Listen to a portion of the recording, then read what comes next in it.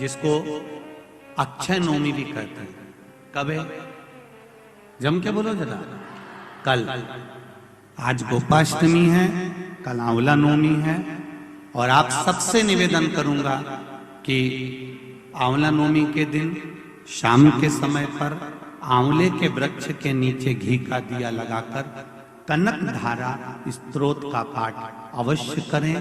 नहीं आता हो तो मोबाइल पे उसको सुने, पर एक बार आंवला नवमी के दिन आंवले के वृक्ष के नीचे कनक धारा स्तोत्र का पाठ चाहे संस्कृत में चाहे हिंदी में करना चाहिए। उससे साल भर लक्ष्मी की कमी नहीं आती और आनंद का अनुभव करो। एक कितना सुंदर संवाद यहां पर लिखा हुआ है। देव उठनी एकादशी के दिन भगवान उठेंगे और देव उठनी एकादशी के दिन भगवान उठकर अपना कार्यभार भगवान शंकर जी से लेंगे। उससे पहले ऐसा नहीं है कि केवल देव उठनी एकादशी पर भगवान उठेंगे।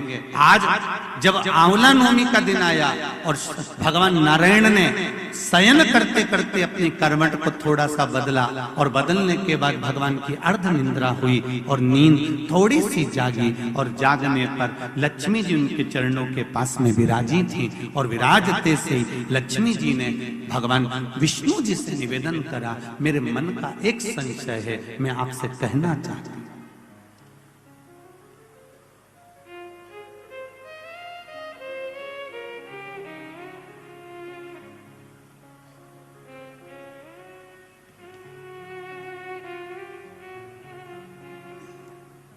यह हमारे मन का भाव है कि हम भगवान को देव सोनी एकादशी पर सुलाते हैं और देव उठनी पर उठाते हैं। पर हमारी श्रीमद् भागवत कथा कहती है, शिव महापुराण की कथा कहती है, अग्नि पुराण, पद्म पुराण, नर्मदा पुराण हमको वर्णन करती है। एक क्षण की निंद्रा ब्रह्मा जी को आई थी और ब्रह्मा जी की झपकी एक क्षण की लगी थी और हाथ से वेद नीचे गिर गए थे। वेद नीचे गिरे, हयग्रीवा ने धारण कर लिए और चारों तरफ पानी पानी हो गया और पूरी पृथ्वी पानी में जल में मग्न होने लगी। जरा विचार करिएगा, एक क्षण की निंद्रा ब्रह्मा जी को आई और वेद हाथ से चले गए और पानी पानी हो गया। और हम कहते हैं कि देव सोनी एकादशी पर देवता सोते हैं और देव उठनी पर उठते हैं। अगर 4-6 महीने जम के अगर वो सो गया तो एक भी नहीं दिखेगा भीखण का।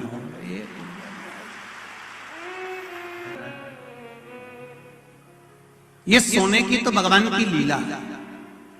अगर सही तरीके से देखा जाए तो मेरा परमात्मा कभी नहीं सोता, वो तो हर पल हर घड़ी हर क्षण आपके लिए तत्पर बैठा रहता है। आपने आवाज लगाई और वो भागा।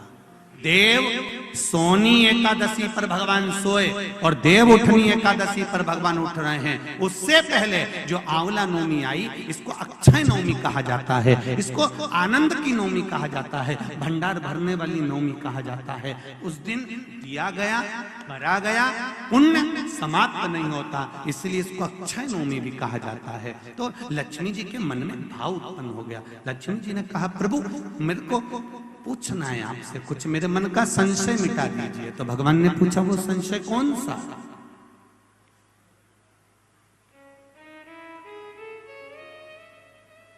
क्या संशय है आपका?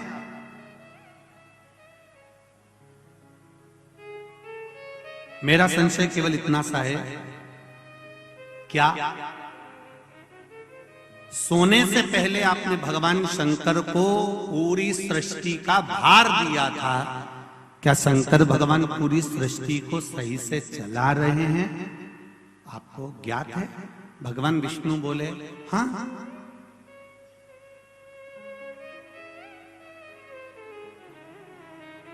चला रहे। संशय मिटा दो। भगवान ने कहा, कौन सा संशय? मुझे थोड़ी सी परीक्षा ली। अभी तक नारायण भगवान करवट लिए थे, आज नारायण भगवान सीधे होकर पूछ रहे हैं, परीक्षा आपको लेना है? हाँ, लक्ष्मी विचार कर लेना। लक्ष्मी, तुम्हारे मन में क्या शंकर भगवान के प्रति भेद उत्पन्न हो रहा है? शिव जी के प्रति भेद उत्पन्न हो रहा है?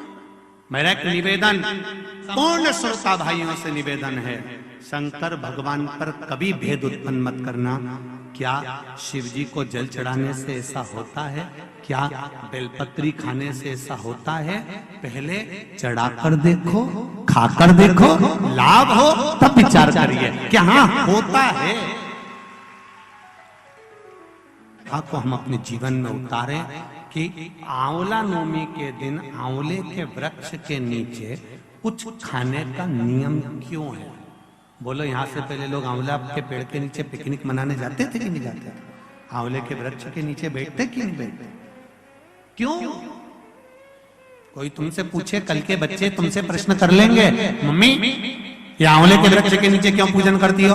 आंवले के पेड़ के नीचे क्यों जाती हो? आंवले के वृक्ष के नीचे पिकनिक मनाने क्यों जाना चाहिए? आंवले के वृक्ष के नीचे कुछ क्यों खाना चाहिए? आंवले के नीचे बैठकर दीप क्यों जलाना चाहिए? आज के बच्चे, जो विज्ञान का युग है, इस विज्ञान के युग के बच्चों को विज्ञान के साथ जोड़कर बताना पड़ेगा आपको कि आंवले के वृक्ष की महत्वता क्या है।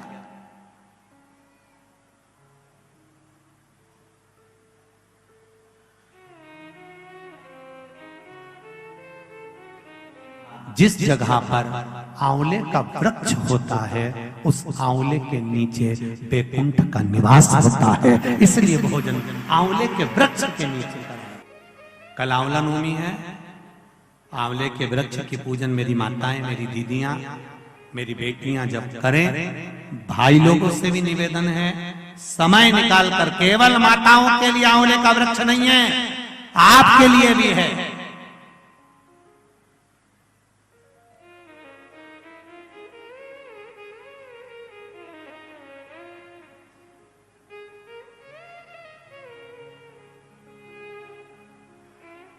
और मेरी माताओं से एक निवेदन, आंवले के वृक्ष के नीचे पूजन करने जाओ, रे पत्ती भी अगर पड़ी हुई है तो उसको भी थोड़ा सा उठा कर लिया ना।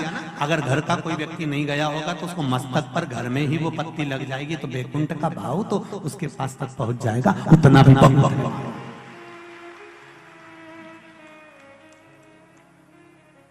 हमने मारवाड़ में देखा है कि आंवले के वृक्ष की पूजन करते समय माताएं आंवले की छाल का भी स्मरण करती है। अपनी चीटी उंगली अंगुष्ठ से मारवाड़ी माताएं उसको भी अपने पल्लू में लेकर आती है, दीप प्रज्वलन करती है, उसको अलमारी में लाल वस्त्र के अंतर्गत तिजोरी में रखती है। क्यों? क्योंकि वो बैकुंठ का एक हिस्सा, बैकुंठ का एक भाव। ब्रह्मदेव करें आंवले के वृक्ष के नीचे शंकर भगवान भोजन कर लें तो बैकुंठ के भोजन का फल मिलता है। बैकुंठ के भोजन का फल, हाँ, लक्ष्मी जी ने उसी समय पर आंवले के वृक्ष के नीचे भोजन की व्यवस्था करी। शंकर भगवान भोजन करने के लिए बैठे, जैसे ही माता लक्ष्मी ने भोजन लगाया है, शंकर भगवान ने एक ग्रास भोजन को लिया, पाया और उठकर शंकर भगवान चले गए। थोड़ी देर बाद वापिस लौट कर आ गए, बैठ गए। पूछा महारानी ने, माता लक्ष्मी ने, मेरे शंभु, मेरे बाबा, मेरे भोलेनाथ, मेरे प्रभु कहाँ चले गए थे आप भोजन की थाली को छोड़कर?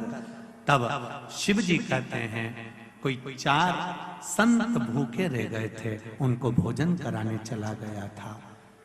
लक्ष्मी जी ने कहा, आप सृष्टि के सही संचालन कर रहे हो, मैं जान गई आपको कि आप सृष्टि के सही संचालन करता हो। एक मन की अभिलाषा है, अगर आप पूरी कर दें तो। एक मन की अभिलाषा है, आप अगर पूरी कर दे तो। शिव जी ने पूछा, क्या? मेरा मन है। आप अगर ब्रह्म मुहूर्त में सुबह का समय भोजन ग्रहण कर रहे हैं तो शाम का भोजन भी मेरे ही इस बैकुंठ में श्रवण भोजन ग्रहण करें। शिव जी ने कहा, शाम को तो मैं पार्वती के साथ भ्रमण पर निकलता हूं, पर दोपहर के समय पर मैं आपके यहाँ भोजन करने फिर आऊंगा। अब की बार लक्ष्मी जी ने भोजन कराने बैठने से पहले माता लक्ष्मी ने 5 चींटियों को एक डब्बी में भरकर बंद कर दिया।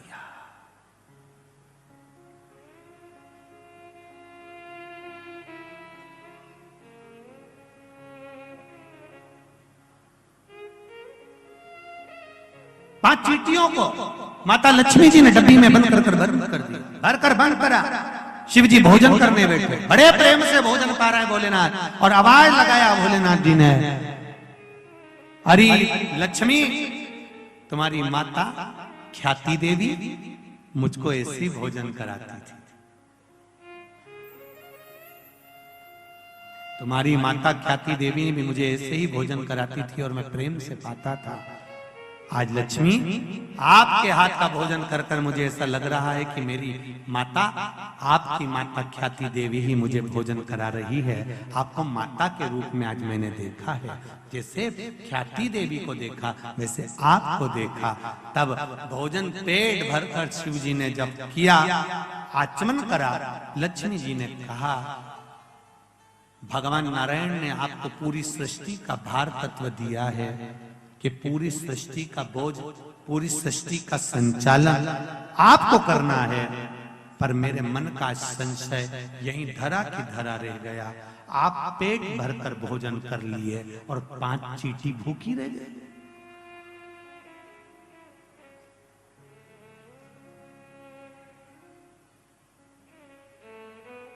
पांच चींटियां भूखी है। शिव जी मुस्कुराकर बोले, अरियो लक्ष्मी, कौन कहता है कि 5 चींटी भूखी? कहां है चींटियां? लक्ष्मी जी कहती है, डब्बी में मैंने चींटी बंद कर रखी, 5 चींटियां भूखी है और आपने भोजन किया।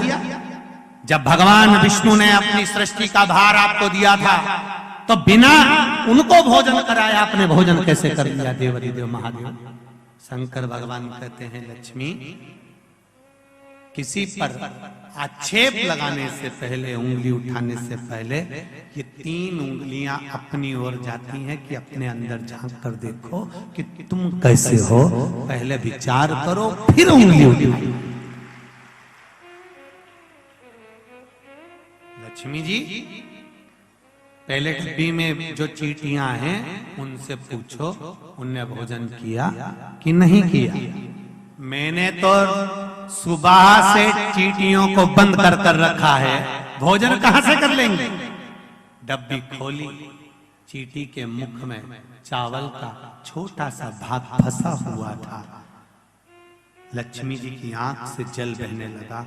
भोलेनाथ, इनके मुख में चावल कहां से आ गया? शिव जी ने कहा, लक्ष्मी, तू जब चींटियों को बंद कर रही थी ना, तो तुझे दोष ना लगे, इसलिए तूने चींटियों के चरण को धोख लगाया था कि मेरे साथ परीक्षा में तुम शामिल हो जाओ, मेरे साथ थोड़ी देर के लिए तुम डब्बी में बंद हो जाओ। माना तुमको कष्ट होगा, इसलिए मैं सिर झुकाकर तुमको नमन करती हूँ, क्षमा मांगती हूँ। जब तू क्षमा मांग रही थी, तेरे कुंकू में जो चावल फंसा था, क्षमा मांगते समय डब्बी में गिर गया था। वो चावल चींटियों ने ग्रहण करा। वो अक्षत, वो चावल चींटियों ने ग्रहण किया।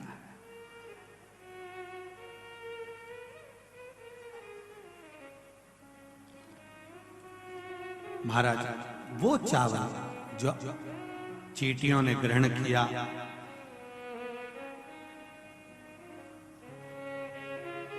बस चींटियों का भोजन पहले हुआ है। लक्ष्मी जी की आंख से जल बह रहा है और रो रही है। क्षमा चाहती हूं, मैंने थोड़ा सा गलत सोच लिया, विचार कर लिया, आप क्षमा करें मुझको। शंकर भगवान ने कहा, लक्ष्मी जी क्षमा मत मांगो, एक काम कर दीजिए। क्या? बस एक कार्य चाहिए।